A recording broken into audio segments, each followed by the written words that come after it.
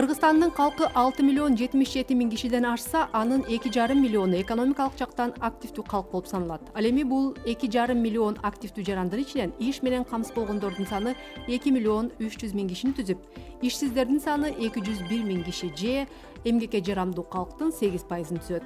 Бул албетте болгону расмий статистика. Ал эми каттоого алынбаган ишсиздердин саны канча экени белгисиз.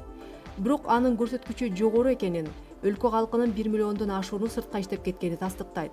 Бирок кызык бир жагдай. Бир жагынан өлкөдө жумушсуздук, анын айынан миграция күч болсо, ошол эле маалда бизнес өзүнө керектүү кадр, жумушчуларды таба албай убара. Муну Жия бизнес ассоциациясы жакында эле жүргүзгөн чакан иликтөөнүн жыйынтыгы дагы тастыктады.